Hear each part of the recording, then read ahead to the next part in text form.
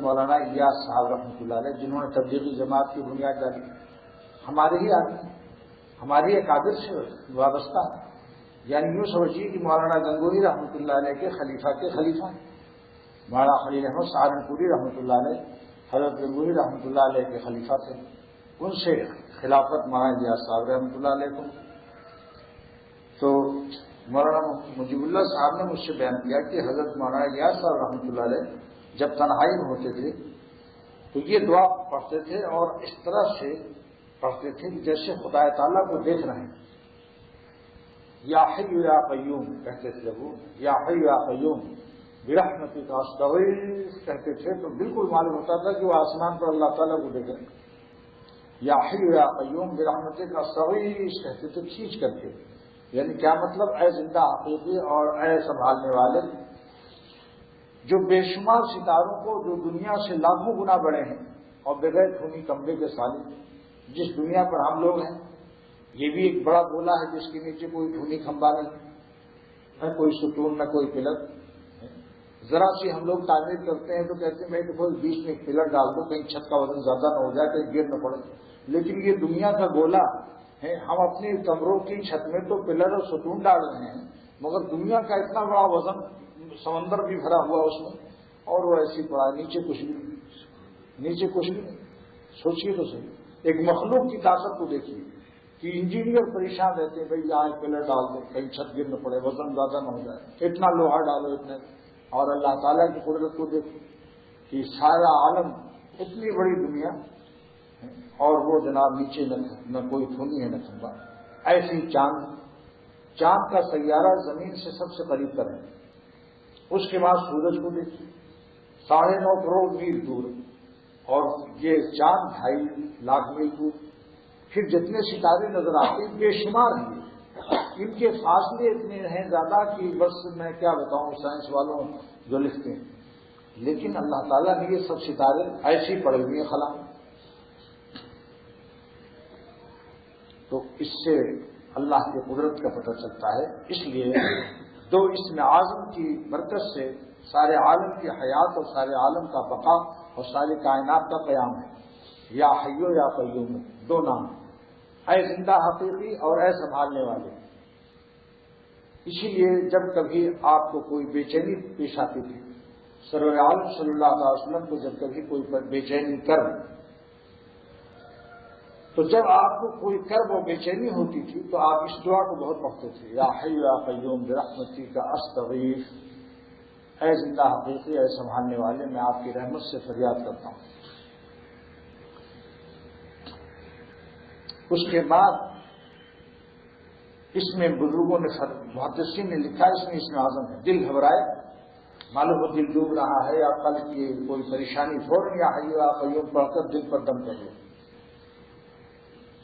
بہت پریشانی کا زبردست اس کے اندر علاج ہے۔ اب سوچ لیجیے کہ سید الانبیاء صلی اللہ علیہ وسلم جس وظیفے سے اپنا غم غلط فرما رہے ہیں، جس وظیفے سے تمام نبیوں کا سردار اپنا غم دور کر رہا ہے، اس کا اتنا اونچا وظیفہ ہوگا؟ اس وظیفے کی بلندی تو دیکھو، جب بلند لوگ جو کام کرتے ہیں وہ کام میں بلند ہوتا ہے۔ لہذا حضور صلی اللہ علیہ وسلم ہمیشہ جب آپ کو کسی قسم کی پریشانی ہوتی تھی تو یا حی یا قیوم برحمتک استغیث، تو حضرت جی مولانا الیاس صاحب رحمۃ اللہ علیہ بھی امت کا غم، ان حضرات کو سب سے بڑا تو یہی ہوتا ہے، اپنی اصلاح بھی، امت کی اصلاح بھی۔ یا حی یا قیوم برحمتک استغیث کہتے تھے کھینچ کر کے درد بھرے دل سے، اور جو استغیث کہتے تھے تو مولانا کی روایت یہ ہے کہ وہ ایک دم نگاہ آسمان کی طرف اڑ جاتی ہے، یا حی یا قیوم برحمتک استغیث کر کے، اور پھر اس کے بعد اصلح لی شانی کلہ، میری ہر حالت کو درست فرما دیجیے۔ بڑی جامع دعا، اصلح لی شانی کلہ، میری جو حالت بھی ہے آپ اس کو درست فرما دیجیے۔ کیا مطلب؟ کہ اپنی مرضی کے مطابق بنا دیجیے۔ مرا حسب مراد خیش لگا، دلمرا محو یاد خیش کرنا، میرے دل کو اپنی یاد میں مشغول کر لیجیے۔ دلمرا محو یاد خیش کرنا، میرے دل کو اپنی یاد میں مشغول فرمائیے، اور مرا حسب مراد خیش کرنا، آپ اس کو اپنی مراد اور مرضی کے مطابق بنا لیجیے۔ اصلح شانی کے بعد ایک جملہ کا اور اضافہ فرمایا حضور صلی اللہ علیہ وسلم نے، ولا تکلنی الی نفسی طرفۃ عین، اور مجھ کو پلک جھپکانے بھر کو بھی میرے نفس کے حوالے نہ کیجیے. کیوں صاحب؟ یہ دیکھیے اس کو کہتے ہیں پلک جھپکانا، یہ جھپکایا کتنا وقت لگا؟ 1 سیکنڈ بھی سے بھی کم. اتنی دیر کے لیے بھی اے خدا مجھ کو میرے نفس کے حوالے نہ فرمائیے. اس کے اندر کیا راز بتاؤ؟ معلوم ہوا کہ جب دشمن، ایک دشمن تو ہے جو کہیں رہتا ہے مان لو بہت دور 10 میل پر 20 میل پر، کسی کا دشمن کورنگی میں ملیر میں لانڈی میں رہتا ہے، اس کو آنے میں تو دیر لگے گی نا. لیکن جو دشمن ہمارے پہلو میں ہے، ان نوادہ عدو کا فی جنبیک، اے لوگوں تمہارا سب سے بڑا دشمن تمہارے پہلو میں ہے، اندر بیٹھا ہوا ہے. دشمن چھڑا لے کر اندر جو بیٹھا ہوا ہے تو وہ تو 1 سیکنڈ میں کام کر سکتا ہے یا نہیں؟ 1 سیکنڈ میں کفر پیدا کر سکتا ہے. امام فخر الدین رازی رحمۃ اللہ علیہ کا مفتی اعظم پاکستان مفتی شفیع صاحب رحمۃ اللہ علیہ ایک دن واقعہ بیان فرما رہے تھے، میں بھی شریک تھا حضرت کی مجلس میں. تو فرمایا کہ امام فخر الدین رازی کو جب تلقین کلمہ کیا جا رہا تھا تو اس وقت میں آپ یہ فرما رہے تھے ابھی نہیں ابھی نہیں. جب آپ کو ہوش آیا تو شاگردوں نے پوچھا کہ ہم تو آپ کو کلمے کی تلقین کر رہے تھے، آپ کہہ رہے تھے ابھی نہیں ابھی نہیں، اس میں کیا راز ہے؟ آپ نے فرمایا کہ شیطان مجھ سے یہ کہہ رہا تھا، میری چنگل سے اور میرے پھندے سے اور میرے جال سے فخر الدین رازی نکل گیا. تو میں کہہ رہا تھا ابھی نہیں ابھی جان ہے جس میں، ابھی بھی میرا خاتمہ خراب، اس خاتمے کا خطرہ ہے، تیرے مکر سے ابھی میں معمول نہیں ہوں. جب میری روح کلمے پر نکل جائے جسم سے، ایمان پر خاتمہ نصیب ہو جائے، حسن خاتمہ، اس کے بعد پھر میں سمجھوں گا کہ میں پار ہو گیا. ایماچ السلامت بلب گور برے شیخ عبد القادر جیلانی رحمۃ اللہ علیہ فرماتے ہیں کہ جب میں ایمان کو سلامتی سے لے جاؤں گا قبر میں تب میں کہوں گا ہاں میں نے یہ پڑھا اور میں نے یہ کیا. افسوس کی بات ہے دوست، ایسے بھی ہیں کہ کسی کو کتاب نام میں مل جائے یا کوئی بڑے ان کی کچھ تعریف کر دیں یا دو چار رکعت نفل کی توفیق ہو جائے تو دل میں اپنے دوستوں پر ترجیح اور اپنے بھائیوں پر فضیلت کی باتیں شروع کر دیتے ہیں کہ میں یہ تہجد گزار ہوں اور میں اتنا انعام ملتا ہے، جو میرے اندر یہ خوبی ہے، جو میں کرتا ہے سمجھ لو کہ وہ ذبح ہونے والی بکری ہے. وہ بکری جتنا ہی میں کرتی ہے اس خطرناک اسی انا سے شیطان برباد ہوا تھا. انا خیر منہ، میں بے بڑھیا ہوں. اس لیے دوستو جس وقت میں انسان حکیم الامت مجدد الملت مولانا اشرف علی صاحب تھانوی نور اللہ مرقدہ کا یہ جملہ ہمیشہ یاد رکھیے کہ جب بندہ اپنی نظر میں برا ہوتا ہے تو خدا تعالیٰ کی نظر میں بھلا ہوتا ہے. کیا جملہ ذرا سنو، سونے کی پانی سے لکھنے سے بھی اس کا حق ادا نہیں ہو سکتا. فرماتے ہیں کہ جب بندہ اپنی نظر میں برا ہوتا ہے کہ اللہ میں سب سے خراب سب سے گندا بندہ ہوں آپ کا، تو اللہ کی نظر میں وہ بھلا ہوتا ہے. اور جب اپنی نظر میں اپنے کو بھلا سمجھتا ہے کہ میں بھی کچھ بڑھیا ہوں تو اس وقت میں اللہ تعالیٰ کی نظر میں وہ برا ہو جاتا ہے. اب فیصلہ کر لو کہ فائدہ کس میں ہے؟ اللہ کی نظر میں بھلے ہونے کا فائدہ ہے یا اپنی نظر میں میاں مٹھو بننے سے کیا ہوتا ہے؟ اپنے منہ سے میاں مٹھو توتا ہر وقت کہتا رہتا ہے مٹھو میاں، اپنے کو خود ہی مٹھو میاں کہتا ہے. لیکن اس سے کیا ہوتا ہے؟ کلمہ بھی اس کو یاد کروا لو، لیکن جب بلی جب پوچھتی ہے تو کلمہ اس کو یاد نہیں آتا، ٹیں کرتا وہ مر جاتا ہے، سب کلمہ بھول جاتا ہے. اس لیے زبان پر اگر کلمہ خالی رہے گا اور دل میں نہ رہے گا تو موت کی سختیوں میں ٹے ہی نکلے گا، یہ دنیا کی باتیں نکل جاتی ہیں. ناظم آباد 4 نمبر کا ایک وکیل، وہ کبھی نماز نہیں پڑھتا تھا، علماء کی شان گستاخی بھی کرتا تھا. جب اس کا انتقال ہونے لگا، آپ رات کو بہت جاگتے ہو کیا؟ پھر کیوں آنکھ بند کرتے ہو؟ لاؤ سرما لے آؤ بھائی، ایک تیز والا سرما یہاں رکھا کرو، میں بھول جاتا ہوں. ابو طاہر ایک سرما یہاں رکھو چھپا کے، وہ تیز سرما ہے، میں نے بنگلہ دیش میں جس کو نیند آتی تھی اس کی آنکھ میں لگا دی تھی. اتنا جلتی آنکھ ہے اس میں کہ پھر وہ 1 گھنٹہ کیا نیند کی کوئی پڑیا اس کے ولیم فائد کی کھلا دو نیند نہیں آ سکتی. مولانا محمد علی چاند پوری اشرف العلوم بڑے کٹرا کے محدث، ان کو نیند کا جھٹکا آ گیا، ذرا سا ہی کیا، بس میں نے سرما جلدی سے لگوا دیا ان کو. اتنا آنسو رونے لگے اور بڑے کم نہیں سب غائب. لیکن بعد میں کہنے لگے تو روشنی بھی بڑھ گئی. ہاں نیند تو غائب ہوئی مگر روشنی بھی بڑھنے لگی. اس لیے بھائی یہاں ضرورت ہے جس کو نیند آئے اس کو سرما لگا دیں. انشاءاللہ تعالیٰ میں بالکل وہ کہتا ہوں اعلان کہ بالکل نیند اس کو نہیں آئی. رکھو کل سے امتیاز کو کہہ رہا ہوں وہ تیز والا سنا یہاں رکھو بس سلائی میں رکھو. جس کو نیند آئے ایک سلائی لگا دیں انشاءاللہ تعالیٰ بالکل. یہ جو شب پوری کا مرض ہوتا ہے رات کو نظر نہیں آتا دن میں نظر آتا ہے اس کو کہتے ہیں ہندی زبان میں شب پوری خاتون کہتے ہیں. دن میں خوب دیکھے گا رات کو نظر نہیں آئے. ایک ہندو آیا میرے شیخ کے زمانے میں شاہ عبدالغنی صاحب رحمۃ اللہ علیہ حضرت کہیں تشریف لے گئے تھے تو لڑکے شریر ہوتے ہیں مدرسے وہ اس تیز سننے کو اس کی آنکھ میں خوب بھر دیا. اب وہ تڑپنے لگا تڑپ کے ادھر سے ادھر تڑپ رہا ہائے مرے یہاں تک کہ اس کے پیخانہ پیشاب بھی ہو گیا. اور اس کے بعد جب اس کی کچھ آنکھ میں تھوڑا سا وہ ہوا کچھ سکون ملا تو بھاگا کچھ گالیاں دیتا ہوا بھاگا اور لڑکے ہنس رہے تھے. لڑکا بچے تعلیم جانتے آپ بس سمجھ لو تعلیم سے شیطان بھی ڈرتا ہے. اس کے بعد 6 مہینے کے بعد آیا ہوا اور اس نے کہا صاحب مجھے تو راتوندیش کی شکایت تھی رات کو نظر نہیں آتا تھا. اس دن کے بعد سے میری بالکل بیماری چلی گئی. میں رات کو خوب اب دیکھتا ہوں لیکن پیشاب پیخانہ بھی ہو گیا.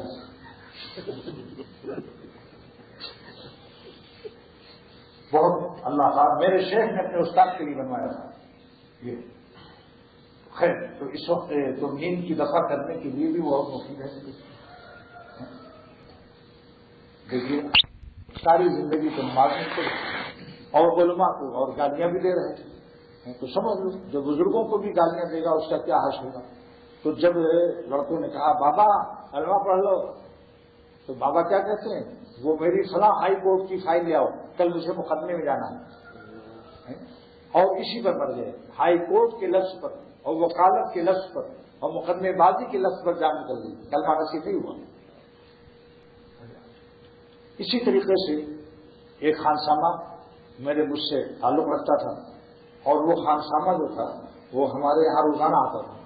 کسی بنگلے میں بیچارہ کھانا پکاتا تھا باورچی تھا تو لیکن اس کے داڑھی بھی نہیں تھی. آتے جاتے بیٹھتے بیٹھتے اس نے داڑھی رکھ لی 5 وقت کا نمازی ہو گیا. لیکن وہ غلط پیر سے وہ مرید تھا. تو میں نے اس سے کہا کہ بھائی تمہارا پیر جہاں کا ہے وہیں تو میری بہن بھی آئی ہے خسرہ سلون بہت بڑے اولیاء اللہ گزرے ہیں. پیر محمد شاہ سلونی وہاں گزرے ہیں سلون کے اور اتنے بڑے شیخ تھے وہ کہ عالمگیر رحمۃ اللہ علیہ نے جب ان کو خط لکھا کہ آپ دہلی کے قبرستان میں جو بزرگ مدفون ہیں ان کی زیارت کے لیے اگر تشریف لائیں تو عالمگیر آپ کو سلام کر لے اور آپ کی زیارت کر لیں.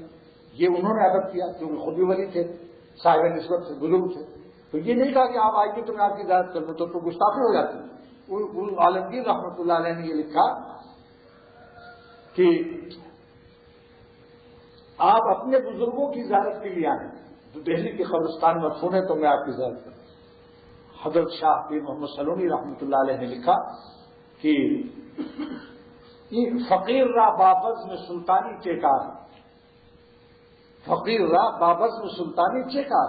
فقیر کو بادشاہوں کی محفل سے کیا کام. کریم دارم ایک میرا کریم ہے جس سے مجھے تعلق ہے. اللہ کی طرف اشارہ کیا کریم دارم میں ایک کریم رکھتا ہوں کیوں گرسنا نہیں شوم مہمانی نہیں کنت. جب میں بھوکا ہوتا ہوں تو میری مہمانی کر دیتا ہے مجھے روٹی کھلا دیتا ہے. اور چوں وہ خوشبو جب سو جاتا ہوں پاسبانی نہیں شوت تو میری حفاظت کرتا ہے دشمنوں سے شر سے ہر چیز سے. کریم بس میرا کریم میرے لیے کافی ہے. باقی حوث باقی سب حوث دنیا حب دنیا ہے میں نہیں آتا. یہ تھے اس زمانے میں تو کوئی اگر وزیر اعظم یا کمشنر گورنر بلا لے کسی مولوی کو تو وہ ایسا تیز بھاگے گا کہ شاید جماعت کی نماز کے لیے بھی اتنا کبھی تیزی نہ دکھا اور جا کر کہے گا کارڈ بھی دے دیجیے لکھ کے کچھ دے دیجیے تاکہ آئندہ بھی کبھی کوئی ضرورت پیش آئے تو آپ سے اس سے فائدہ حاصل ہو.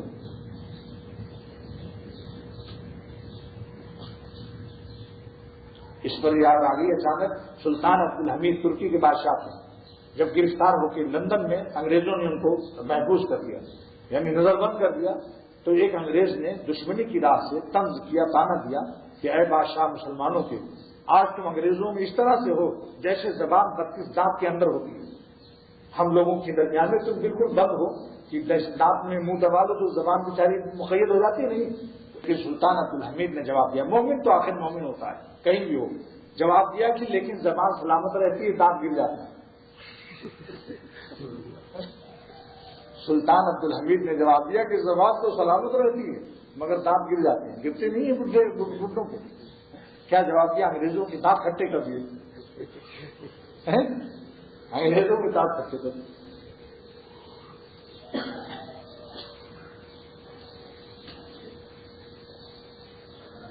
کیا بات چل رہی تھی؟ ہاں، تو اس باورچی نے کہا کہ میں تو فلاں میں نے اس سے کہا کہ بھائی تم مفتی رشید احمد صاحب سے بیعت ہو جاؤ، اپنے لیے کہنا مناسب نہیں. تو اس نے کہا میں تو ایک پیر صاحب سے مرید ہوں. میں نے پوچھا کون کا؟ وہ ضلع رابعی قصبہ سلون میں. میں نے کہا وہ تو بالکل ہی بےعزتی ہے، قبروں پر چادر چڑھانے والا اور قوالی میں ڈھول دھماکہ کرنے والا اور بالکل ہی بے پردہ عورتوں میں رہتا ہے اور ان سے قوالی سنتا ہے، نامحرم عورتوں سے. تو اس نے کیا کہا سنیے جواب.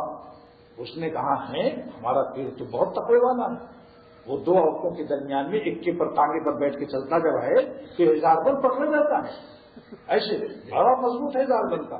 میں نے کہا ذرا دیکھیے، جاہل آدمی اپنے شیخ کی تعریف کر رہا کہ وہ جب چلتے ہیں ٹانگے پر تو ایک رنڈی ادھر بیٹھتی ہے بدکار عورت قوالی، اور ایک رنڈی ادھر بدکار عورت اور وہ قوالیاں گاتی ہے. لا حول ولا قوت. سوچو اس کو، اللہ اور رسول کی تعریف کو رنڈیوں سے سنتے ہو. آج لوگ کہتے ہیں صاحب ریڈیو سے سننا کیسا ہے. میں نے کہا بزرگوں نے تو یہاں تک فرمایا کہ جیسے کسی چمچے سے کوئی پیخانہ اپنے بچے کا صاف کرے، اسی چمچے سے تم کو حلوہ کھلائے کھا لو. جس ریڈیو سے قرآن کی تلاوت ہو اسی ریڈیو سے ٹن ٹن ٹن ٹن ناچ گانا بھی شروع ہو جاتا ہے. تلاوت بھی نہیں سننا چاہیے ریڈیو سے. کہ ٹیپ ریکارڈر لے لو، اگر احترام ہے قرآن پاک کی عظمت کا پتہ کرنا ہے تو ٹیپ ریکارڈر لے لو، اس میں ٹن ٹن نہیں ہوتا، خالص قرآن ہوتا ہے. بہت سخت گستاخی ہے کہ ابھی قرآن ہو رہا ہے ریڈیو سے، اس کے بعد پھر ایک صاحب خبیث عورت آگے گانا شروع کر دیتی، ناچ گانا ڈانس ہونے لگتا ہے. تو جس آلے لہو لیل سے ناچ گانا اور حرام کام ہو، اسی آلے لہو لیل سے قرآن سننا سوچو. اس کو مفتی رشید احمد صاحب رام الخان سنا جائز نہیں، ایک ریکارڈر سے سنو. تو اب اس نے کہا، میں نے کہا کہ یہ بتاؤ کہ 2 نامحرم اور بدکار عورتوں کے درمیان میں بیٹھنا اور ان سے پردہ نہ کرنا اور اس کے بعد وہ اجازت کو دونوں ہاتھ سے ایسے پکڑے رہنا، وہ گھوڑا ہے کہ لگام کھینچے ہوئے، یہ کون سی؟ اس کو میں نے کہا بیوقوف تو کہاں پر جاہل ہے، کیونکہ میرے وطنی تھا، کچھ تکلف بھی نہیں تھی. تو وہ ہنسنے لگا. میں نے کہا یہی تو اس کی گمراہی کی دلیل ہے، توبہ کر اس چیز سے، یہ تو تجھے بالکل ہی گڈھے میں ڈال دینا. تو اس نے کہا ہاں یہ بات تو ہے، سمجھ میں آ گئی. اب تو مفتی رشید احمد صاحب سے بیٹھ گئے. اللہ کے فضل سے ماشاءاللہ بہت ہی پکا نمازی، دنیا سے داڑھی رکھ کر گیا. دیکھو اس کا کفن دفن ہم نے کیا اپنے دروازے پر خود، اور اس کا کوئی نہیں تھا پاکستان میں. ورنہ اچھا اس نے دوسرے باورچی سے کہا، وہ بھی ہر وقت لڑکیوں کو چھیڑنا اور گناہ شراب، یعنی کوئی علماء کو گالیاں دینا، رات دن بزرگوں کو گالیاں دینا. اس نے جب یہ دیندار ہو گیا تو اس نے اپنے دوسرے خانسامہ سے کہا باورچی سے کہ بھائی تم بھی نماز پڑھا کرو، اور جو تم یہ گڑبڑ کام کرتے ہو شراب وغیرہ، یہ زنا اور یہ بدکاری، اس کو اس سے توبہ کرو. تو اس نے کہا ہم نہیں مانیں گے، ہم نہیں توبہ کریں گے بس. لیکن چونکہ اس کے کچھ خانسامہ ڈاکٹر آپس میں کچھ ہوتی ہے، وہ کبھی کبھی اس کی خیریت پوچھ لیتا، یہاں تک کہ ڈاکٹروں نے فیصلہ کر دیا کہ اب تم نہیں بچو گے. جب اس کو موت نظر آئی تو اسے اور زیادہ رحم آیا کہ میرا پرانا ساتھی ہے، یہ کہیں گمراہی میں اور بری حالت میں مر نہ جائے. تو ایک دن اس نے کہا کہ بھائی تم تو مر رہے ہو، تمہیں یقین ہو جانا چاہیے، سب ڈاکٹروں نے فیصلہ کر دیا تو تم اب توبہ کرو. اب اس کی چونکہ یہ مایوس ہو چکا تھا زندگی سے، اب اس کا ارادہ ہو گیا توبہ کرنے کا. لیکن جب اس نے توبہ کا لفظ نکالنا چاہا تو نہیں نکل سکا. یہ اللہ والوں کے ساتھ گستاخی کا عذاب ہے. اب اس نے کہا کہ توبہ کرو نا، تو اس نے کہا وہ لفظ تم کہتے ہو ہم سے نہیں نکلتا. کیا بات ہے بھائی؟ اب میں دنیا سائنس کو چیلنج کرتا ہوں، ان کو میں اس بات کا وہ ایک پیش کرتا ہوں کہ اس کا وہ جواب نہیں، ساری دنیا کی سائنس، اس کے منہ سے لغت، ساری لغت نکل رہی ہے منہ سے، ہر لفظ وہ اپنے منہ سے کہتا ہے چائے لاؤ، ڈاکٹر کو بلاؤ، ہاسپٹل لے چلو، انجیکشن لگواؤ، ساری دنیا کی لغت نکل رہی ہے، لیکن توبہ کیوں نہیں نکل رہا؟ ذرا اس کو سائنس والوں سے پوچھو کہ لفظ تاواؤ کا یہ جو توبہ ہے یہ لفظ کیوں نہیں نکل رہا اس سے؟ یہی عذاب ہے، یہ دلیل ہے کہ اسلام حق ہے، اللہ کی قدرت پر حق ہے۔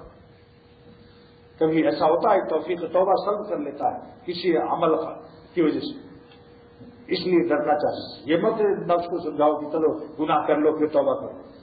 اللہ نے جو ڈبیا دی ہے مرہم کی وہ ایمرجنسی کے لیے دی، یہ تھوڑی ہی جلنے میں ہمدرد اگر اعلان کر دے کہ بھائی بہت عمدہ ڈبیا ہے میرے پاس مرہم، جو چاہے آگ میں جل کر کے اس کو تجربہ کر لے، یہ ایک دم چھالا نہیں آئے گا، بالکل زخم نہیں پڑے گا، تو کوئی ہے ایسا بیوقوف جو کہے اچھا اس ڈبیا کو آزماؤ، آگ جلا کر اس میں ہاتھ ڈالے گا کوئی؟ اور اگر بیوی سے کہہ دے بیگم صاحبہ آج میں بہت عمدہ زخم کی جلے کٹے کی مرہم لایا ہوں، اس کو میں آزمانا چاہتا ہوں، تو کیا کہے گی بیگم کیا کہے گی؟ کہے گی تم پہلے تم آزماؤ، لاؤ، اگر اس کا ہاتھ پکڑ کے ڈالنے لگے گی اگر وہ ہوگی ذرا دلیر۔ اس لیے دوستو اللہ تعالیٰ نے توبہ کا جو مرحم عطا فرمایا ہے وہ ایمرجنسی کے لیے دیا ہے، حادثے کے لیے دیا ہے، یہ تھوڑی ہے کہ پست کر کے مزہ لوٹنے کے لیے جاؤ، توفیق توبہ سل ہونے کا خطرہ ہوتا ہے، پھر اس وقت کوئی ندامت کام نہیں دیتی۔ دیکھ لو اس کا حال کیا ہو کہ اس نے کہا جو لفظ تم کہتے ہو وہ نہیں نکل رہا، اس نے خود مجھ سے بیان کیا اور رونے لگا، کہنے لگا آج مجھے بڑا صدمہ ہے کہ میں وہ اپنے دوست سے کہتا ہوں کہ توبہ کر لے تو کہتا ہے وہ لفظ جو تم کہتے ہو وہ نہیں نکل رہا۔ آئے ہائے فاتح الابصار ہے، اللہ عبرت کی بات، عبرت کی بات۔ سبحان اللہ سبحان۔ تو میں آج مولانا الیاس صاحب رحمۃ اللہ علیہ کی یہ دعا جو ہے یعنی معلوم ہوا یہ دعا نفس چونکہ دشمن ہر وقت ہے اور اپنے اندر بیٹھا ہوا ایک سیکنڈ میں وار کر دیتا ہے، اس لیے اس کا مضمون بتاتا ہے کہ خدا ہم کو ایک لمحے ایک سانس پلک جھپکانے طرف عین کے برابر بھی ہم کو ہمارے نفس کے حوالے نہ فرمائیے۔ بڑی پیاری دعا ہے، رات دن پڑھتے رہو۔ میرے شیخ شاہ الغنی صاحب رحمۃ اللہ علیہ اس دعا پر ماسک الہیہ میں ان کی پوری تقریر ہے۔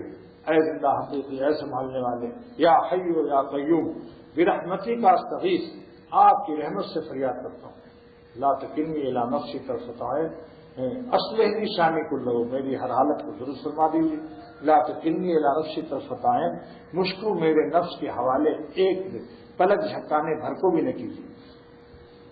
یہ دعا اصلاح حال کے لیے بہت زبردست چیز ہے۔